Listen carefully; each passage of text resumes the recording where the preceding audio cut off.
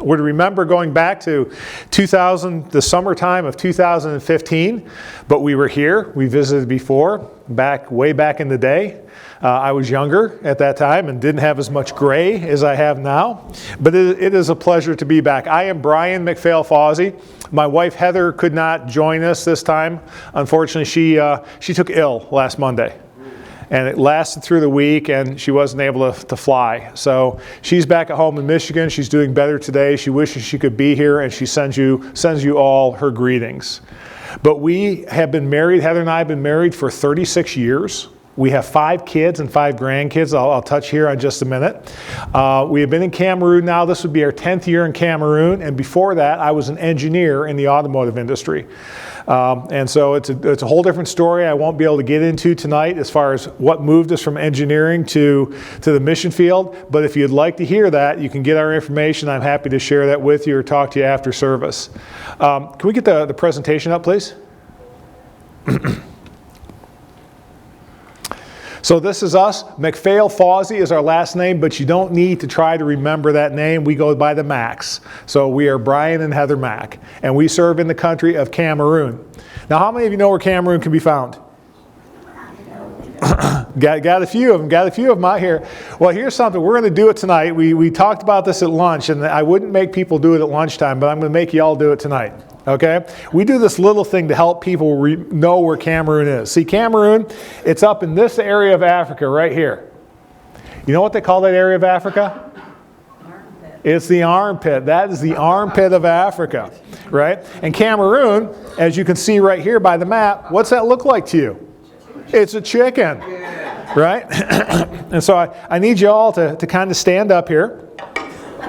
And we're going to get our chicken arms flapping. Right? And you don't have to participate. Only stand if you can and you're willing, right? And then we point to our armpits, right? And then we make the letter C. And you make the letter C by going to your left.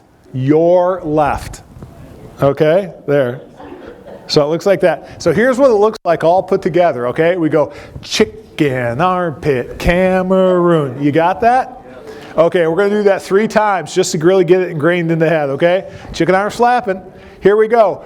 Chicken, armpit, Camaroon. Chicken, armpit, one more time. Chicken, armpit, oh, sit down. You guys did great. Now, years ago,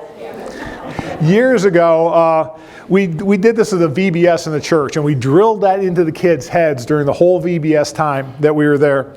And they really enjoyed having fun doing that. Well, we came back to that church a few years later, and it was a large church with a large foyer. And as we walk in, from across the foyer, we hear, "Mom, Dad, look, it's the chicken armpit missionaries." So here we are the chicken armpit missionaries. We started raising support in 2012, a little bit about our family. You can see our first picture up there in the upper left with our 5 kids. Our oldest son, Xavier, on the top right. He's 34, lives in our hometown of Fenton, Michigan. Just to your left in the maroon shirt is our middle son, Alex. He is 32 years old. Just had a birthday a couple of days ago. He is married, has 4 kids, and lives down in Milford, Ohio, near the Cincinnati area. Then between the 2 boys is our youngest son, Ian. He is now 26 years old. He lives with his brother Xavier in Fenton. And down to your right is our daughter, Rebecca. She is soon to be 26 years old. She is adopted from China. She is married to Noah, and they live down in Athens, Georgia, and have a beautiful little 18-month-old daughter named Samantha. And then Phoebe is our youngest daughter. She just turned 19. She's Ethiopian, and she is in her freshman year at Cedarville University studying nursing. And so you can kind of see the progression through the years. 2012, first year on the field in 2016. We lost a couple of kids by the time we got to 2023, and now it's just us, right? And you can also see the progression of the gray, can't you, and me. And the question is it the kids or is it Camaroon? It's the kids. But a little bit about Camaroon. Camaroon is a country of about 30 million people. It's about the size of California, but we live and work in the capital city of Yaoundé, Camaroon. The population there is about 5 million people. Now, when we started raising support in 2012, the population of Yaoundé was 2.5 million people. So it's doubled in 13 years, because what is happening across Africa in general is urbanization. People are coming from the villages and looking for the opportunities for employment, for schooling, etc., into the major city centers. And so that really puts a great strain on the infrastructure and housing and to keep up. And just trying to get around Yaoundé is quite crazy because of that. Within the country, there are 250 different ethnic groups, 270 different spoken languages. The two official languages are French, spoken by about 80% of the population, and English, spoken by about 20%. We live in the French-speaking area, so most of the work that we do is actually in French. But there's also a multitude of religions. There's Christianity. I'm using air quotes for that, because that includes anybody that names the name of Christ in some way, shape, or form. So that's Catholic, Protestant, Evangelical, mainline denominational, Jehovah's Witnesses, Mormons, and they're all represented there in Camaroon in some way, shape, or form. That's about 40% of the population. About 20% of the population is Islamic, and they're more in the north part of the country, kind of from the center line moving up. Tends to be a fairly peaceful version of Islam, except when you get to the extreme north up here. This is where the border of Nigeria is, and some of you may know the name Boko Haram. Well, we get incursions across a very fluid border up here from Boko Haram, causing some trouble up in those regions. And then the tribal religions, the ancestral spirit worship religions, spirits of the trees, spirits of my ancestors, etc., represent about 40% of the population. But the truth is that those religions are still so ingrained into the culture and from the youth of many of the kids that are growing up that they still have a heavy influence on Christianity and on Islam. They're blended, they're syncretized to a degree. It's not unusual for us to see somebody worshiping in church on Sunday morning, and then Sunday afternoon they're off at the office of the marabout or the witch doctor to have a curse put on, a curse taken off, or to figure out why their ancestors are angry with them. And so that's one of the struggles and one of the challenges that we have to deal with as people still have these old ingrained worldviews that are influencing their lives today and their walk with Christ. But a question for you, what do you think is on the moto right there? A pig. It's a pig. Is it one pig? There's actually two pigs on there. Do you think they're alive or do you think they're dead? Oh, they're alive. They're very much alive, and they're bungee corded to that bike. And that guy's going down the road and those pigs are squealing and going like this and we're laughing. And it's a funny sight. And I love to show this picture, one, because it's funny, but two, for me, this also represents the ingenuity of our African brothers and sisters. They don't have all the resources that we have to be able to get things done, but they always find a way to do it. Sometimes it's funny, but they always find a way to do it. Camaroon is a very relational culture. And what I mean by relational is that relationships are where people value. Relationships is where they find their support and their strength. Relationships is what they invest into. Here in the States, we're very individualistic, very time-oriented, right? It was suggested to me by Joseph earlier, right? Okay, it'd be good if you were done by about 7:30. So we could get some questions, right? Because that's our American mentality. It's time-driven, very efficiency-driven. It's not like that in Camaroon at all. I'm getting ready to leave for an appointment somewhere. The knock on the door comes. I answer it. It's somebody I have a relationship with. Guess what I have to do? I have to stay. I have to spend the time with them. And that could be 10 minutes or that could be 3 hours. I'm going to be late to my other appointment. But you know what? The person on the other side, they understand that. That's the culture. That's the thing that they do and they're used to. But it makes it very complicated to get things done. Life becomes unplannable. It's very hard to live that way. And then we lose electricity a lot, and we lose water a lot, and we lose the internet a lot. And sometimes we have the unholy trinity and we lose all three. right? But that's one of the challenges of life in Camaroon. And as somebody coming from the engineering sector, very focused and time-oriented and disciplined, to a very unstructured type of you really can't figure it all out. You have to live by the missionary motto, which, by the way, is Semper Gumby, always flexible. That was a challenge for me to get used to over this time. Camaroon is always also in the top 30 of the most corrupt countries in the world. And corruption reigns from the top all the way down. And the people that suffer the most from corruption are the poor and the impoverished. And those are a lot of the people that we deal with. And it's sad and it's hurtful and quite frankly it's angering sometimes to see how they're taken advantage of and how they're continuing to be kind of oppressed. But at the same time, we also often see such great faith that they have in God's provision and God's care and how much they pray for His support and lean into Him. That's encouraging to me in those situations. And in spiritual warfare, we talk a lot about spiritual warfare here in the United States. And we knew going into Camaroon we were going to be facing spiritual warfare. But we had never seen it quite as open as we did just before we came home, even after 10 years. We knew it was there, but it was almost like we weren't really seeing it. And here's what happened. This boy in the picture on the right, literally the day we left Camaroon, he had had an accident. He had smacked his head and he had a golf ball-sized bump on his head. He's a Central African refugee. He was living in the house next door to ours, which is an unfinished house. There were a lot of refugees that were squatters there. They were all living together. And this boy was unconscious. But he was kind of moaning and rolling around a little bit. It looked to me like he had a closed head injury or something like that. There may be some bleeding on the brain or something. I don't know.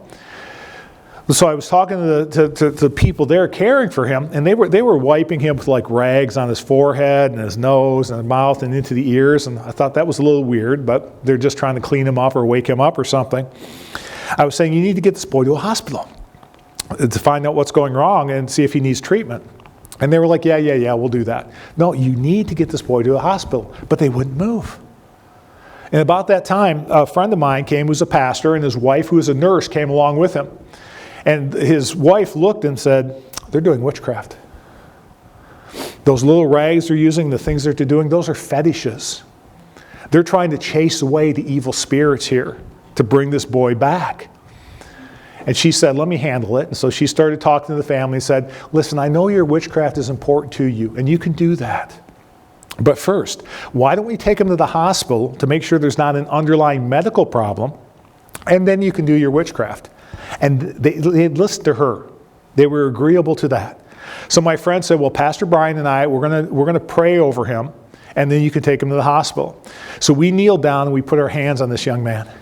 And as soon as my friend started praying, that boy started screaming and thrashing out and rolling around and trying to bite us. I had to move my hand because I thought I was going to get bitten by him. What was that? I'm pretty convinced that was a demonic spirit that was going on. But that just brought home the reality of the spiritual warfare that we are facing there in Camaroon. We were thinking we live in this urban city. You know, all that stuff happens maybe in the jungle farther out there. No, it was right across the street from where I live. And so now we go back a little bit wiser as we get ready to head back and what's happening in Camaroon. What do we do in Camaroon? Well, we are into local church discipleship and development. And with that, what I mean is that we have partnered with national churches and national pastors to work and help them to be healthy churches, to be sustainable churches, and to be reproducing churches. See, there is a gospel foundation in Camaroon, but it's not very big. And so one of the things that we are doing is we're working to make that foundation larger and to make it thicker. And so we work to help churches be healthy. And by healthy, I mean churches in which people are growing in maturity in their faith. There's growth in their obedience to Christ, growth in their Christian walk, growth in their understanding, growth in the things that they're supposed to be doing. As long as there's growth, that's a mark that the church is moving in a healthy direction. Sustainable. What I mean by that is that the churches are not dependent on the missionary. They're not dependent on the West. They're not dependent on a denominational structure for the church to be able to accomplish its mission. They're able to accomplish their mission with the resources that they have available to them. And by reproducing, we firmly believe that the biblical model is that churches should be planting churches. Churches should be planting churches. And so we want to invest in men in these churches to raise them up as leaders, equip them and train them, and help them to go plant new churches within Camaroon and, Lord willing, beyond the borders of Camaroon. And so there's a lot of involvement that we have. Our real focus here is while we do congregational level and small group level discipleship, we really invest in the leaders of the church to help them to grow up and be capable to do the work. Question for you though, what do you think of our baptismal tank here?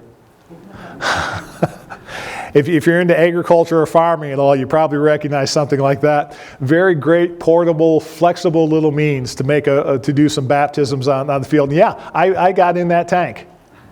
Not a lot of room for a big guy like me, but I got in the tank and we had some great fun with the baptisms, and then we're able to carry it away when we're done. So as I mentioned, leadership formation is really one of the key areas that we focus in. Developing leaders who have the knowledge, the competence, and the character necessary to lead Christ's church. On the bottom of the slide, you see the little writing you've seen across many of the slides. That's our motto in Camaroon. Tel que vont les leaders, ainsi va l'Église. Which in French, that's French, and what that means is, as go the leaders, so goes the church. If you want to set the church headed in the right direction, have the right leaders in place that have that knowledge, the character, and the competence. And so a lot of times we think, well, how do we do that? We send them off to seminary, right? Or we send them off to the Bible school to get the training and education that they need. And the seminary and the Bible school, they're really good at giving you knowledge. They're really good at helping you with understanding the theology, arguing out various points, maybe even how you dig into Scripture. But where are character and competence developed? Right here. Right here in the local church. And so our focus in developing leaders is church-centric. We want to work with those partners who help them to identify men in their church that are capable to be leaders, and investing in those leaders from within the church to develop the character and the competence as well as the knowledge that they need to go and be pastors. And if they have the capability and ability then to go to seminary or a Bible school, we're going to help them along that way too. But we really believe it's the responsibility of the local church to develop that next generation of leaders going forward. The two men on the picture on the left, the one in the green shirt and the flowered red shirt, if you couldn't tell, then our national partners from my wife and I in that picture. That's Pastor Titi in the green and Pastor Basala in the red shirt. They are our closest ministry partners that we're involved in a lot of things with in Camaroon. And that includes, as we move into helping to train and develop these leaders, theological education. One of the things that we started a few years ago was the Sola Biblical School. We run that out of our Sola Publishing Center, I'm going to talk about here in just a minute. But the Sola Biblical School is an informal theological education where we can bring together some of these men that we've been talking about from within the churches and help them have a very practical theological education to prepare them for their ministry. But it's not just knowledge, we're also taking what we're teaching them and applying it to how do they work that out in their ministry? How does that apply in their ministry? And how does that apply in their personal life as well? So we're trying to develop some character and some competence with that within our Sola Biblical School, and then they go back to their respective churches and put some of those things in place. We're hoping in the next few years to transform it from an informal theological education to a 3-year certificate type of program. Make it a little bit more formal and more structured. But right now it's in a growing phase. We're learning what we need to do to get there. The FATBICOM, the one below that, that's a French acronym. I'll just give you the name in English. That's the Camaroon Biblical Seminary. That's a group that we are actually legally in the country operating under. Because since 1996, although the country is open to the gospel, New religious organizations cannot be legalized and operate legally within the country. The only way to operate legally in the country is to work under the umbrella of an organization that's already been legalized. And so we are under the Grace Bible Churches of Camaroon and their seminary that's there on site. I teach some modular classes there, usually at the master's level for the students. And then the EPCO seminary, l'Église Presbyterienne Camerounaise Orthodoxe. Anybody recognize any of those words? Église Presbyterienne Camerounaise Orthodoxe. Presbyterian, you heard Presbyterian, yeah. Orthodox. Église is church, and Camerounaise is Cameroonian, right? So we got the Orthodox Presbyterian Church of Camaroon, right? That would be like a conservative Presbyterian denomination as opposed to a liberal Presbyterian denomination. So now you're looking at me and you're going, wait a minute, Bryan, aren't you Baptist? What are you doing preaching or teaching in a Presbyterian seminary? And I say to you, because I can. I was given the opportunity to go in and present what the Bible has to say and teach these men who are going to be future leaders of Christ Church the biblical perspective on things and have an influence in their life. So absolutely, I took the opportunity. This shirt is actually a shirt that they made for me to participate in their graduation ceremony. Yeah, everybody who participated in graduation ceremony had a shirt or clothing made out of a similar fabric. So my wife has a dress that matches, and I walked with the graduates as they went into, got their diplomas. In the upper right-hand corner of this picture is me at the Sola Biblical School, which is happening in our Sola Publishing House in January of this year. The last opportunity I had to teach there before we came back to the States. And co-teaching with my partners, I mentioned before, Pastor Titi and Pastor Basala. They gave me 20 minutes to address a special topic of prophecy. Is prophecy today, what is prophecy?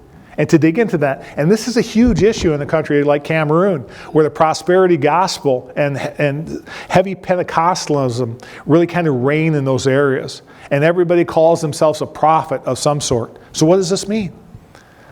I took 2.5 hours of the 20 minutes I was given. 2.5 hours. But that's okay. Because again, the idea here is it's a relational community, and we want to help these men understand what is being taught and how to apply it to their ministry and how to apply it to their lives going forward, and all the questions they have that come from the culture that we were able to discuss and work through and wrestle through those issues together. Now you say, but doesn't that mean that if you had only a set period of time that your classes are going to take longer now to get through everything you're trying to teach them?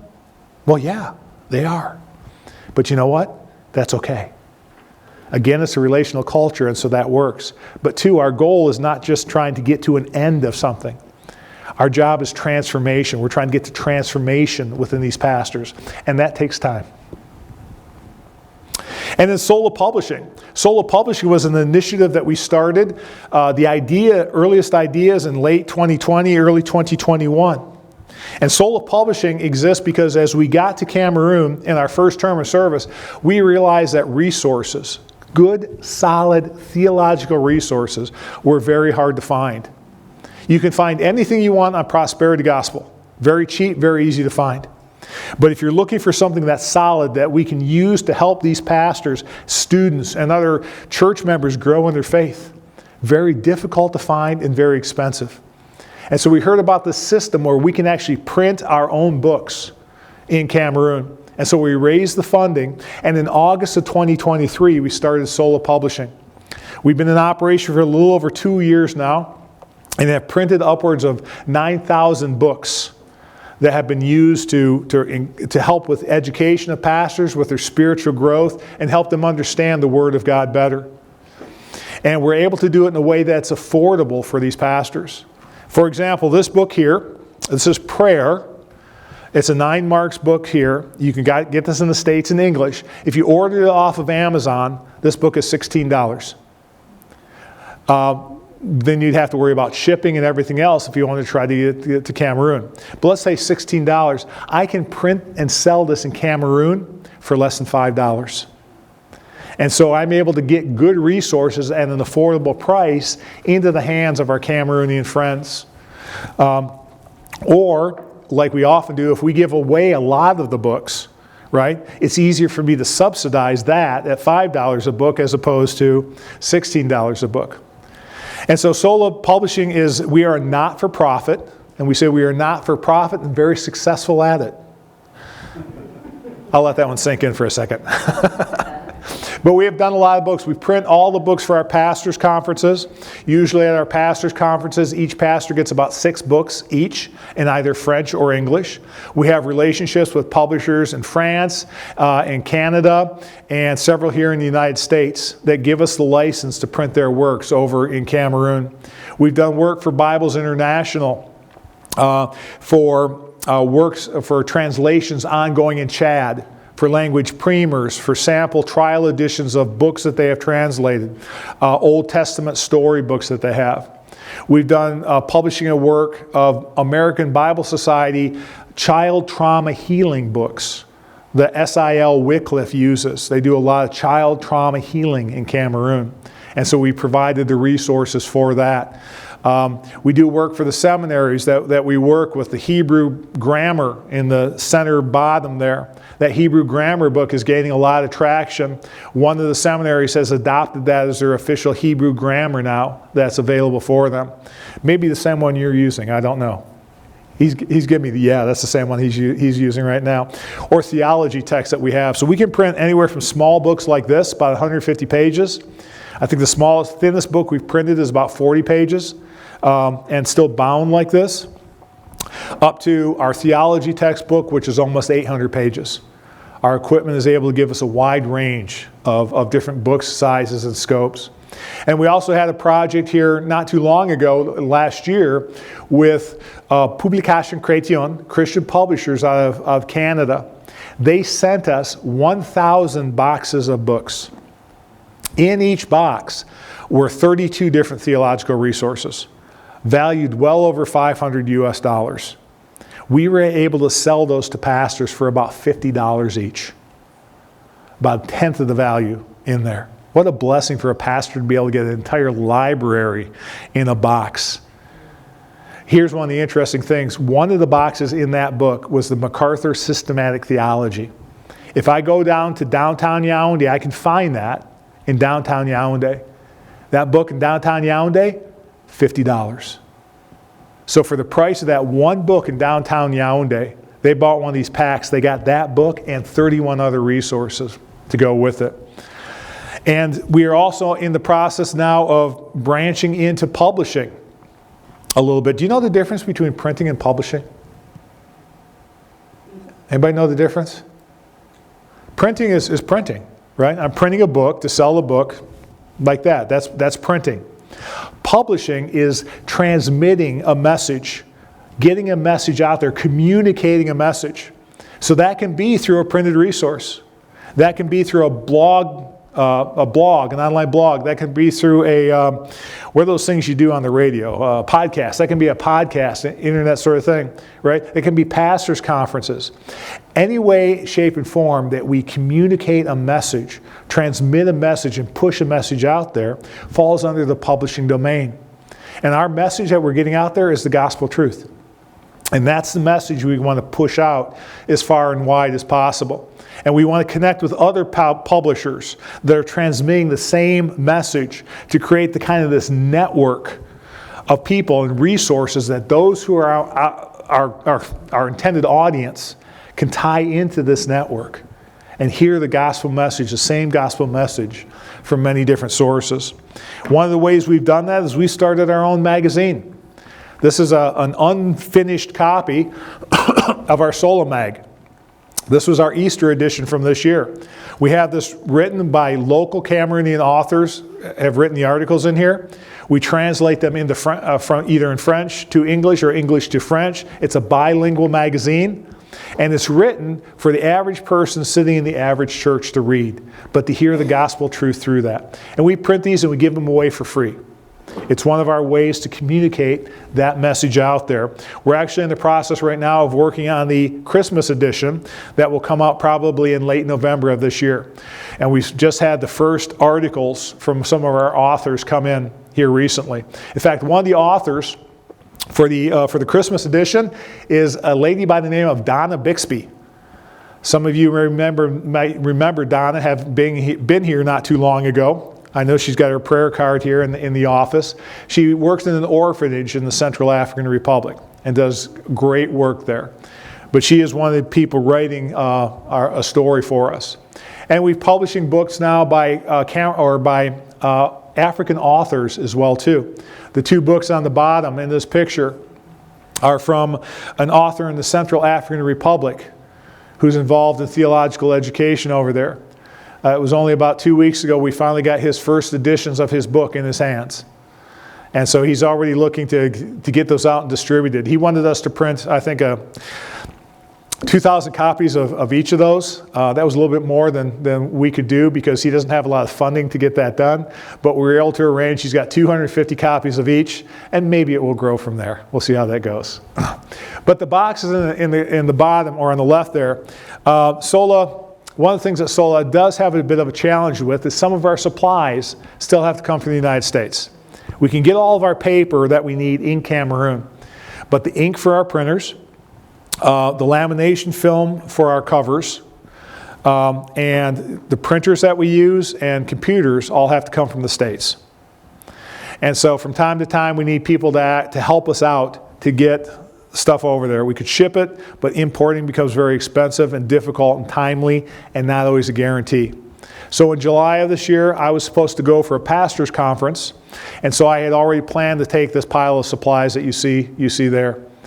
I was going to go to the pastor's conference, be there in country in 2 weeks and come back, but it was unfortunate my mother passed away on July 4th. And so I still had these supplies, I still had to take them. So I flew to Camaroon, I spent 2 days in Camaroon, got the supplies there, and came back home for my mother's funeral. And I'm very thankful for good partners in Camaroon that were able to pick up and cover the areas I was supposed to speak and for the conference. But that's one of the things that we're always needing, is always needing to figure out how we can move resources around to keep SOLA up and running as much as possible. I got a little video here. This is going to be a walkthrough of SOLA Publishing. It's going to take a couple of minutes to go through, but you get a feel for what we do there. The singing in the background is from a pastor's conference that happened in August of this year in the extreme north of the country. And if you ask me the question later, I will tell you I don't know. I don't know the song they're singing, and I don't know the language they're singing it in. But it's one of those 270 different languages in Camaroon. But enjoy the music, and along the way I may throw in a little word or two to explain something. So can we roll that video?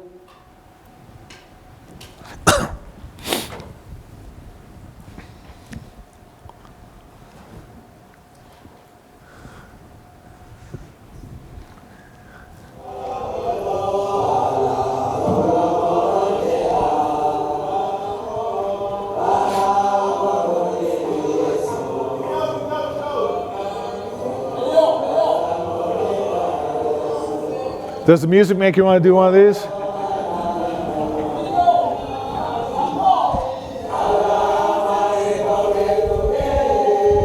This is the house where the boy who hit his head lived.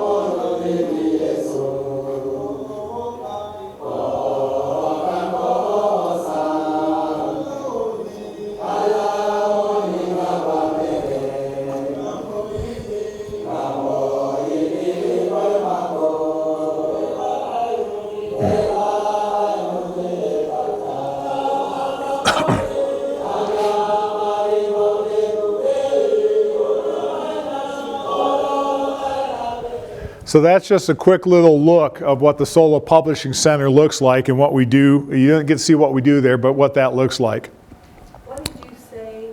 You said something, but we couldn't hear you. Right. I tried to point out, remember the boy that hit his head I was telling you? I was trying to point out that that was the house that he lived in.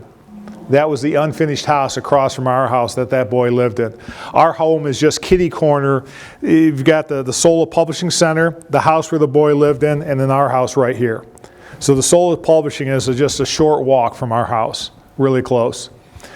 So one of the things that's why I didn't give you any more detail. I sensed you weren't able to hear me kind of leaning over my shoulder and yelling. So one thing we also started in 2021 was pastors' conferences. This was the idea of a friend of mine that we work with, one of our partners, Dr. Emil, to start to bring pastors together because cooperative work in Camaroon is very little. And pastors don't get a lot of support. So to bring them together for teaching, for encouraging, for equipping, and to bring them together to help them to fellowship together and maybe start to strengthen each other's churches. So we started it out with a small conference in 2021, a little over 40 pastors that were there, mostly drawn from kind of our denominational circle, so to speak, just to see what would happen. This was our we don't know what we don't know moment. And so we were trying to learn from this. It went very well. We had the next year we did the conference in 2021, about a little over 100 pastors. But now we were starting to see pastors that were coming from heavily Pentecostal and prosperity churches. And they were hearing the Bible exegeted and taught properly. And they were being challenged in what they believed in a loving way. And they started to ask questions. And we started to have a lot of great discussions with them. And we were starting to see a little bit of heart change. And I'm going to tell a story about that in just a second. So I don't want to spoil it now. But we decided at that point the conferences, it's too hard to do a conference year over year like that for all the resources and funding necessary to do that. So we decided to do it every 2 years. Last year's conference in 2024, we had almost 200 pastors that were there. And now the majority of them coming are the Pentecostal and the prosperity preachers. We brought in Dr. Conrad Mabewe from Zambia. I don't know if you know that name, but he is considered to be the Spurgeon of Africa. He's a wonderful preacher, and he addressed many of these issues of prosperity gospel and Pentecostalism as he was preaching. And we had a lot of great open discussions with that, and really had some one-on-one discussions that also occurred outside of the preaching sessions that were able to start to see hearts changing a little bit. In fact, we've got Dr. Mabewe is coming back for the conference in 2026, already scheduled for July of next year. We're working on the theme, and I think the theme is probably going to be a theme of unity. Just unity overall, and we're going to break that down to unity in the church, unity in the faith, and things like that. So we're in the early planning stages of those conferences. We also did 2 regional conferences we decided to start doing in the off year. First regional conference was the one in July I was supposed to be at here in Garawa, in the town of Garawa. We had 50 pastors show up, and they were absolutely amazed, loved the conference. We had a 72-year-old pastor who said, after this conference, I realized how many mistakes I've been making in my church, and I'm going to go back and start working on fixing those things. Sola provided all the books for these conferences so far, including this one. That went so well up here in Garawa, my friend the pastor said, hey, we're going to do it next month too, and we're going to do it up in Marawa in the extreme north of the country. So Sola scrambled. We got the books printed. We got the resourcing and finances necessary pulled together to make the conference a reality. And they had planned on 60 pastors. We had over 200 pastors show up that wanted to be part of the conference. And we couldn't do it. There's only so much water you can put in the soup, so to speak, right? We ended up having 70 pastors stay for the conference. We got the remaining 10 who didn't get their books. We got them their books later. But the conference went so well. A couple of weeks ago, Pastor Emil sent me a note that said, hey, the pastor from Marawa that helped us out up there, he wants to do another conference as soon as we can. And he says that he can guarantee 500 pastors to be there. I'm not certain how we're going to do that. I know the Lord will provide. But that's something we want to make happen, especially in such a high concentration high Islamic area, to get those pastors encouraged. What a blessing that has been. I'm going to skip this slide for now, just in the interest of time. We'll come back to it later if we have time. But this is a story I wanted to get to that I was hinting at about the pastors' conferences. I'd like you to meet Pastor Brice Kameni and his wife Thérèse. He is the pastor of l'Église Missionary de la Faveur de Dieu, which means in English, the missionary church of the favor of God. What a name for a church, huh? It sounds like a good Baptist church, right? I think I saw that down the street. No. No, Pentecostal Prosperity Church. And Pastor Brice had heard of some teaching that I was doing in some of the churches I work with on how to study the Bible. And he wanted that for his church. So he came up to me and said, Bryan, would you do this in my church?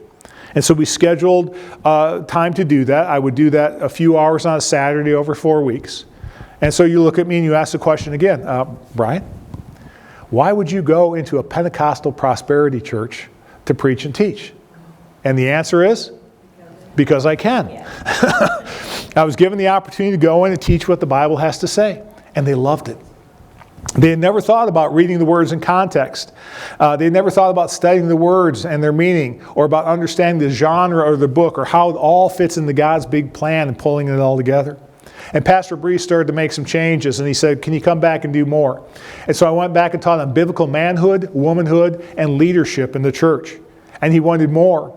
And so we had him into a Simeon Trust expositional preaching conference.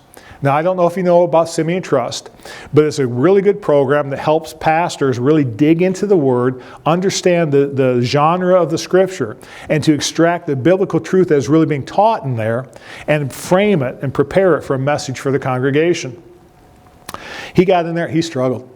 Those first 3 days of a 5-day conference, he was wrestling with everything, because he was used to just kind of looking up something quickly and letting the Spirit just guide him and lead him wherever he wanted to go. But by the end of the week, he was starting to get it. And then we had him in our second pastors conference. Remember the one where I told you we started to have more now coming in, the 108 pastors that came? At the end of that, and we preached through the book of Colossians during that conference. At the end of the conference, he came up to me and said, Pastor Bryan, I need your help. I've been leading my church wrong, and I need your help to change my church. And so we got him enrolled in an accredited 4-year Master of Divinity degree. He's in his 3rd year now, and his church is being transformed. He's bringing his leaders to our pastors' conference. He's bringing his leaders to Simeon Trust, and they're growing. Back in April, he asked me if we could help him, Sola could help him with books on conversion so he could lead his church through a study of conversion. And when I saw him in July, he said, you would not believe the church today. It's like a brand new church plant. It's like a brand new church. Praise the Lord. It's a gospel-centered, gospel-preaching church now. And one of the interesting things that's happening with this, right? One of the interesting things that's happening is that his former network of pastors that he is working with, that he had been working with, he has been bringing them to these conferences and training too, and their churches are starting to change.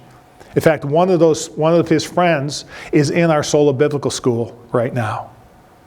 We're seeing change we never really expected, reforming of churches that are errant in their doctrine, coming to be true gospel preaching and teaching churches. That's exciting stuff. And then, of course, as anybody who has any kind of employment anywhere with a boss who has a job description, what is always the bottom line of that job description? And other duties as assigned. We have a host of other things that we do. We help sometimes with people coming from other countries for adoption processes or medical care. We have a lot of people in our neighborhood that struggle with medical needs or have problems. They come and they knock on the door and they ask for my wife. They think she's a nurse. She's not. But she always tries to direct them either to a clinic, or sometimes if we have the appropriate medication, she will give that to them, like for malaria. We do have antibiotics because we can buy those over the counter. And so she's a drug dealer. But we haven't been caught yet, so we have our own little pharmacy that we run there. We help with a couple other ministries, like the evangelical volleyball ministry there in town. And then my wife and I often do couples counseling. We counsel couples together, usually of the seminary students that we work with. Because the seminary, the life is difficult in Camaroon to begin with, but you add full-time education on top of that, and where the husband doesn't always have time to work a lot because of his studies, and it really creates a lot of family stress and strain. And so we spend a lot of time investing into the students' lives to help their marriages be stable and go forward. And what does the future look like for us in Camaroon? Well, it's a lot of the same things we have been doing that we plan to continue to be doing. The theological formation of pastors. Our pastors' conferences, keeping those going. I already told you we have 2026 already in planned going forward. And Sola Publishing, Sola Resources. I've spent a lot of time on Sola. It is a big ministry, but it is not our primary ministry. Sola Publishing exists to support this other work that we're doing, the theological education, focus, and the growth of churches. And so that brings us to the time of questions. What questions do you have for us, for me? Ma'am. I see bars on windows and walls. Is there a lot of, oh, sorry. I see bars on windows and walls. Is there a lot of crime and theft? And are you relatively safe? I know some places they have their own security guards. I don't know if that's Camaroon, but. Yeah, well, the bars and walls are to keep people in, not let people. No, Camaroon is a country where there's not a lot of very violent crime against persons. But there is a lot of crime of opportunity and robbery and theft that happens. And so that's there to prevent the theft or prevent the theft and people breaking into the house. And so we have bars on windows, we have walls, we have a guard dog. And Cameroonians are terrified of dogs. Some people hire security guards to do that, and usually that is enough to deter any kind of thing. We never had a problem while we were there. We do know missionaries that have, but because of where we come from, we are seen as targets because there's perceived that we are wealthy. And in relation to many of our Camaroonian friends, yes, we are wealthy. But there's also this idea that the money of the Westerner never ends. And they know that we may be short of money right now, but we're always just a phone call away of getting some support. And so they aren't as bothered by coming to try to take from us if necessary. So we have to be very careful about those things. Is somebody in your home now when you're not there? The question was, is somebody in our home when we are not there? And the answer is we are homeless right now. When we came back in January, and we're coming back now as empty nester, anticipating being empty nesters. There was a missionary family there that had 3 young kids, and our home there was a 3-bedroom home with an office, a large yard, and everything else that was perfect for their family. And so they sublet the home from us. And then when our lease expired in June, we asked them, do you just want to take over the lease? And they said yes. So they took over the lease. They bought the majority of our stuff, except for our car. We still have our car there. And so right now we are homeless. So, but the last furlough that we were on for 4 months, no, we left it empty. It was too short of a time. The furlough before that, yeah, we had another subletter in there. So it all depends on the length of time that we're gone. Tell us a little bit about the government there. Okay, the government in Camaroon is theoretically a democracy where the president is voted in the office. But President Paul Biya has been president since 1984. He is 93 years old, and they just had an election a week and a half ago that they're awaiting the election results on. But it's expected that he's going to win again. So it's really more, it's the democracy in name only. He has been a long-standing president, and how it works in Camaroon is a country of tribes. If you ask somebody in Camaroon, what is your allegiance to? It's not the country of Camaroon. It's to their tribe and to their family. And so when a tribe gets in power, like they have with Biya, they try to hold that power as long as possible. And the government gets loaded with people from that particular tribe. So even when Paul Biya eventually steps down or dies, it's more than likely going to go to a family member or somebody within his tribe, the presidency. It's possible that he may not have truly won this election, but the results will probably show that he won this election. Yeah, there's an old joke about a Camaroonian, a Frenchman, and an Englishman that were or American who were arguing about who gets their election results the fastest. And the Frenchman said, "Oh, we've got you beat by far. We vote, and the next morning we wake up and we know who's going to be the president." And the American says, "That's nothing. We vote, we go home, and by 11 p.m. that night, we know who's won the election." And the Cameroon guy, "You guys don't even know what you're talking about. We know who won the election before we even vote."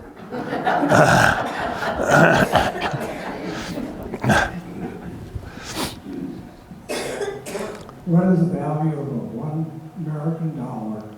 in Cameroon currency? The value of $1 in Cameroon currency is $1 equals 560 Cameroonian franc, or Central African franc, I should say. It's a currency that's shared by 5 countries in that region. It's tied to the euro, and it's printed and controlled by France. Even though France is no longer a colonial power, so to speak, France still has its fingers in a lot of the old colonial nations and has a lot of influence in those areas. So a dollar must go a long way. It can, yeah. So when you're buying printers and computers, that has to be, it takes American dollar. Yeah, we buy them here in the States because they're specially modified printers and then shipped over to us. Yeah. Kind of related to that, the pastors are getting these boxes of books for $50. What's the main source of funding all the printing? Is it paying for a good portion of itself, or how do you fund that? How do we fund the printing? We fund the printing by some of the sales that we make. The sales that we are currently making, we've been in operation for 2 years, and we've gotten to the point where our sales are stable enough that they're keeping the employees paid and they're keeping the electricity turned on. But as far as the replacement printers, as far as the annual rent that we have to pay, and some other expenses, materials that come along, oftentimes we rely on our support base, those here from the States. So when I said we are not-for-profit and very successful at it, it wasn't a joke. Yeah, so we're not yet at the point where we have the market saturation yet, and demand is high enough yet where we can be a fully independent operation. We're working toward that, but we're not there yet. Can I follow up to that? Absolutely. Pastors' conferences, Yes. they pay for part of that? Is again, how's that all funded? Is there resources to do that? Those resources come almost 100% from the United States, from the missionary support base. The 2024 conference was around $20,000 to host that. And we like to say that we charge the pastors about $30 to be there. But the reality is, I think that 80% of the pastors couldn't do that this year. And so we paid for all of their ability to be there. And that $30 does not cover the books. It doesn't cover the food. It doesn't cover any of the sundry things going on. It covers a part of that, but not even close to the totality of that. And so we're recognizing right now that because many of them travel from afar to get there, they use up all their resources just to get there. And we want them there. We want them there, and so we raise the funds to get that done. Yeah. Arthur is wondering if there's any dangerous animals by where you live. Other than myself? Well, let's see. We have the black mamba snake, which is called the two-step mamba, which means that after it bites you, you got about 2 steps before you're done. We've got the green mamba snake, which the difference is what looks like inside the mouth of the snake. It's coloring that goes on there. But my wife came home from Solo one day. She came home from lunch. She opened up our big gate door, and there's a green mamba looking her right in the face. Fortunately, she was able to slam the door before the snake did anything. We have the forest cobra, we have the boomslang, and we have the Gabon viper. And the Gabon viper has got a head about this big, and it's got 2-inch long fangs. And when the Gabon viper bites you, he doesn't let go. He holds on. Yeah. And all those snakes can and will kill you in some way, shape, or form if you get bitten by them. Not so much, fortunately, being in a major urban city, but we do have the snakes there. Usually people are aware of them and they're able to get them before they harm them. I do know one young man that was bitten by a viper. He did live, but he lost 2 fingers on his left hand because of that. And Gabon viper, by the way, they do eat it when they can catch it. I have had it. It doesn't taste like chicken. It doesn't. No, it's kind of a weird flaky meat with kind of a bland taste to it. But you know what's really good that we eat in Camaroon? Porcupine. Yeah, porcupine. It kind of is. No, it's really tender. It kind of has a taste between a pork and a beef. And you know the best thing about eating porcupine? I think I do. What's that? Built-in toothpick? Built-in toothpick. That's exactly it.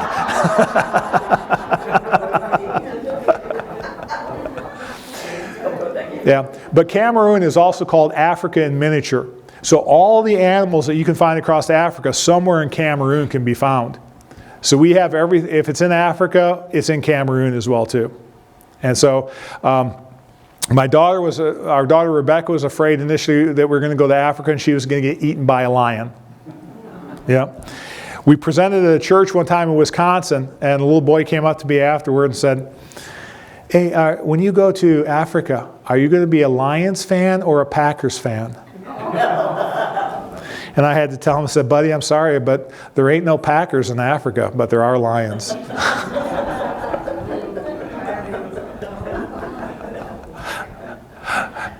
What other questions do you have? Ma'am? What do you do that breathes life into you and your wife? I mean, you work. What, is there a hobby or a place you like to go, or you know the question? Yeah, I know the question. What do we do to breathe life, to refresh ourselves? That's a hard one to answer because the ministry is very demanding, and it is just my wife and I on the field there from Baptist Mid Missions. Yaoundé is not a place with a lot of recreational opportunities. So from time to time we declare it movie night in the home and we'll project something on the wall. When we can find it, we'll go across town and there's a legitimate Italian pizzeria that has the best pizza in town.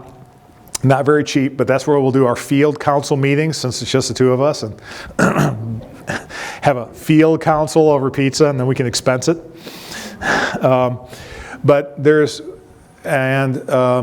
We've tried at least once a year to go to the beach, to Creeby on the Atlantic Ocean, and spend a week in Creeby from time to time. And we found that it's best for us in that case to hire a driver to drive us out there, because although we can do it, there's so many police stops along the way where they try to extort money or things from you that by the time you get back, you're just as stressed as you were when you left. But we haven't had a lot of getaway time. I think one of the missionaries this week, somebody took a picture. I saw it in one of the other churches. A missionary showed a slide, something about missionary stress. Was there a bar graph with showing missionary stress levels in one of the presentations? Do you remember that? Yeah, it was like the stress level was off the chart on this. We sense that. We feel that. Living in a different culture, in a different world, the demands that are put upon us, the requests that are made, the suffering that we see around us. We risk compassion fatigue. We get burnout very easily. The need for sabbatical for many missionaries is very great. So the couple that was, I'm going to forget their last name, Mushjans today, going to be counselors for missionaries on the field. What an important ministry that is. I wish I could say that we had something we could really sink our teeth into that's really refreshing to us. We haven't. We haven't found that yet. Yeah? Do you have help? Do you have with the publishing? Do you have employees that manage that, or do you have to manage that yourself? How does that work? Well, it started with me primarily doing the managing and kind of training and equipping a couple of employees, but we've got 2 full-time employees there right now, Gway and Victory. And I like to say that they are the best of the best of the best of Camaroon. They are wonderful. They're doing a tremendous job. They're taking initiative. They've got it up and running. And less are they coming to me and asking for critical decisions to move things forward. And that's exactly what I want. Because eventually I want this to be a full Camaroonian operation going forward. And so they're doing great. I still talk to them once or twice a week, usually through messages, just on some basic sort of things. But they've got it and they're running it well. Which when we go back will allow me to focus more on other things than just trying to keep solo publishing up and going. Yeah, I was going to ask, when do you go back? And also, how long are you going to continue this ministry? Great question. The plan to go back right now is at the end of February. The Missionary Agency will do a retreat for African and European missionaries in Cyprus in middle of February. And we see that as a launching point. Go to Cyprus and then go from there back. The second part of your question is a little harder to answer. But I will tell you that our last 8 months on the field were very brutal. And we had a really rough time for many different reasons. And we're watching where God is leading that going forward. Right now, there is a possibility that in the next couple of weeks that a church here in the United States is going to vote to call us to be one of their pastors in a hybrid position. And this is a hybrid role. It's a unique one. It's something they were seeking, something we were seeking, and it works out well. That I would become the lead, so to speak, teaching pastor and leadership development pastor. But I would also maintain a role with Baptist Mid Missions, moving from career missionary to global fit missionary, still active status. And I would be going back to Camaroon between 8 to 12 weeks a year to do leadership formation, pastors' conferences, and to keep solo publishing up and running. So we're praying where God is going to lead with that decision that's going to happen in the next couple weeks. But it keeps us still our fingers in Camaroon with those we've invested in heavily and that we love dearly. And also kind of brings us back to the States a little bit for some renewed focus. And also to bring us close to our kids and our grandkids. All 5 kids are begging for us to come home. And so there's battles. That's one of the unspoken tensions of the missionary life. The couple that's headed off to Uganda here, I believe, in 2 weeks, I think they're headed off. They're just on the early cusp of that. So pray for them for that. Because that's going to be real hard in those early months. So. You talked about all the tribes. Are they all very separate in land, or is there much conflict between? In years gone by, there would have been conflict, but now there's not so much conflict between them. They do have kind of their zones where most of the people from that tribe can be found. The Bamileke are up to the northwest. The Owundo down to the south a little bit. The Beti tribe due south, which is the Beti of Paul Biya, the president. But interestingly, they're quite a bit ethnocentric. They talk about the other tribes sometimes in a little bit of a derogatory language. Oh, the Owundo, they're all like this, or the Bamileke, they're all like this, sort of thing. So it's something that I think that culturally they're still working some of those things out. But yeah, there's no open warfare, open fighting between the tribes. So they would, like, you had a church with the tribes, they would be in one church? In the city, yes. When you get out to the village areas, because those are more usually one tribe, they tend to be focused on that one tribe. But the difficulty with these churches in the city when they appeal for multi-tribes is the leadership gravitates toward leadership from one tribe because they like to work with their own tribal people. And so that then starts to make people in the church who aren't of that tribe feel a little excluded.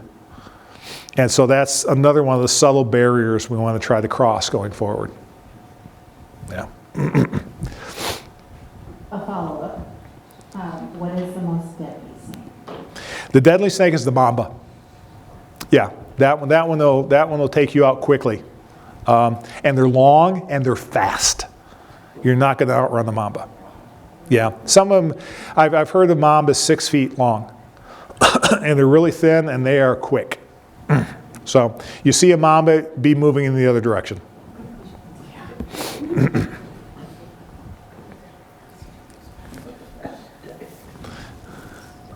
You talk about the church, all the churches. How many people are these churches running?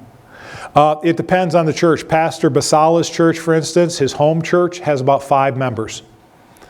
The church of Pastor Titi is growing right now, and I want to guess that he has upwards of 25 to 30 members within their church.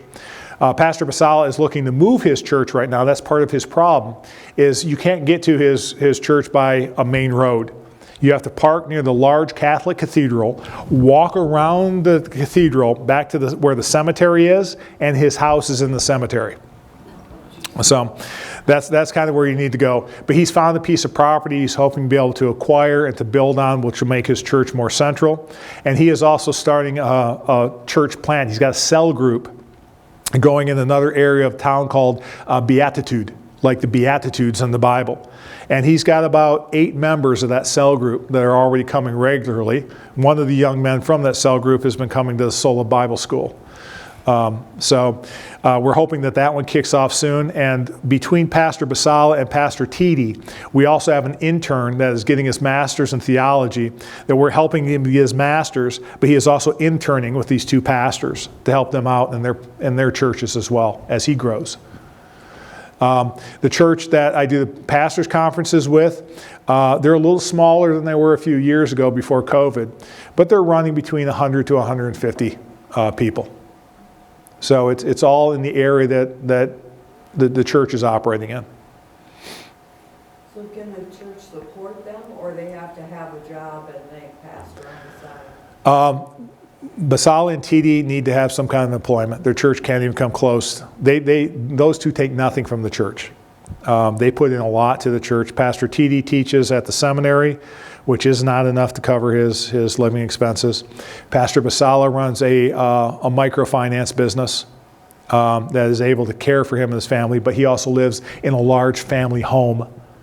So it was a home that keeps getting passed down from generations, so he doesn't have the housing expenses as Pastor Titi and others would have.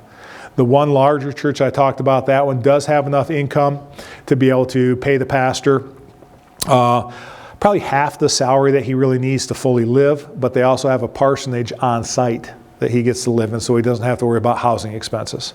But any church that is truly teaching and preaching the gospel, it is very difficult for a pastor to make a living in those churches because their poverty is so great and the giving is so low. So it's really a sacrifice and suffering. And I love the fact that these men just keep going at it and they still have a passion for it. Any other questions? Any more snake questions? No? Yes, he's wondering which one is the least deadly. The least deadly is probably actually the Gabon viper. It will bite you, but you can survive that one, as we saw with the man that had missing the 2 fingers. But the Gabon viper is not very aggressive. You can walk this close, you can right by the Gabon viper, and he won't bother you at all. He only will get upset and bite you if you step on him. So just don't step on him. But the Gabon vipers are also looking for small little wildlife that use the trails. So if you're walking along the trail, that's where you got to keep your eyes out for the Gabon viper. Good question. I don't know, and I hope I never have to find out. Is the president then of the nation, is he a very fair man? No.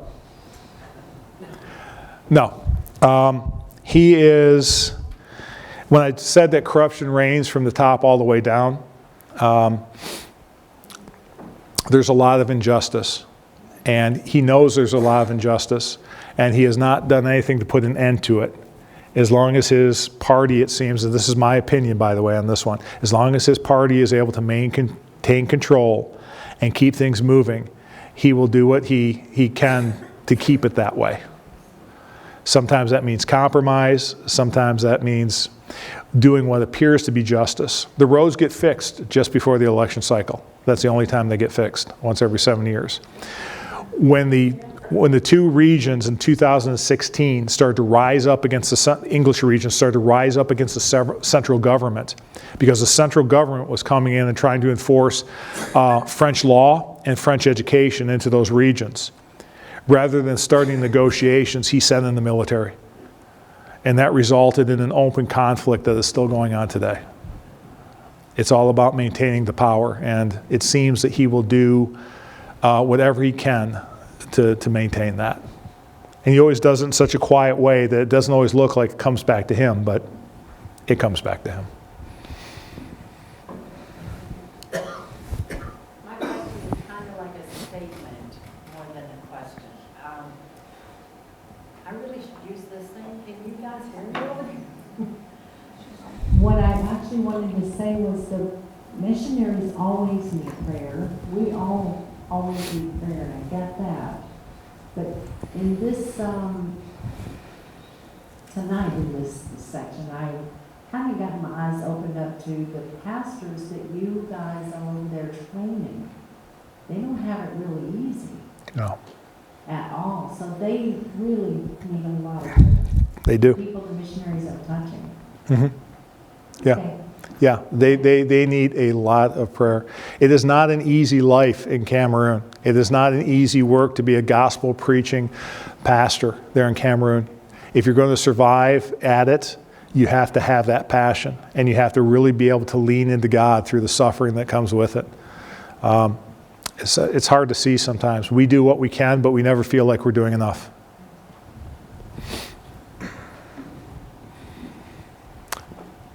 Any other, well, we still got a question back there? Yes, sir. What is the culture like? Are a lot of things done under the table in the Cameroons? Yes.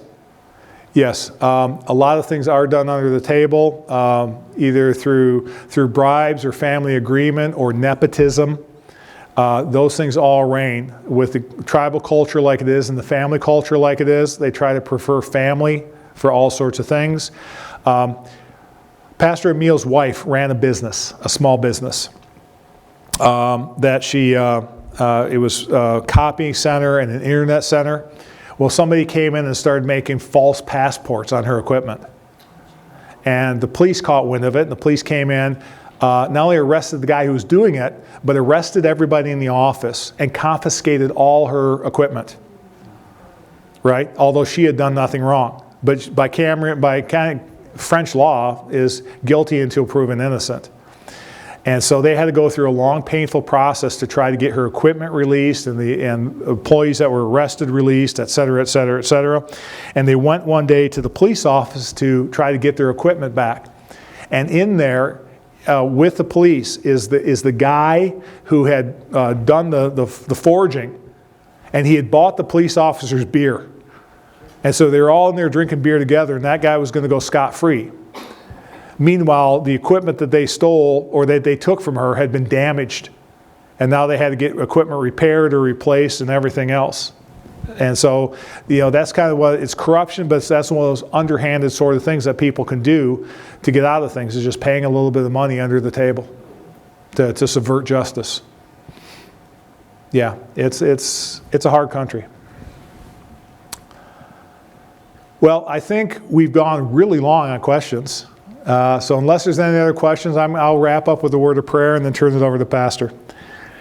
Father, thank you so much for this time here. Thank you for my brothers and sisters in Christ. Thank you for their interest in missions. And I pray, Father, that you would continue to give us a heart for your mission, to spread the name, fame, and glory of Jesus Christ to the nations, to see people come to know you and to worship you for the ultimate purpose of seeing your name glorified. Be with us as we go from here tonight, and if you've stirred something in our hearts regarding the missions, help us keep that in the forefront of our minds as we think through that. And Father, if you're perhaps calling somebody here tonight, I pray that you would make that abundantly clear and lead them, Father, in the direction that you would have them to go. And we ask this all in Jesus' name. Amen.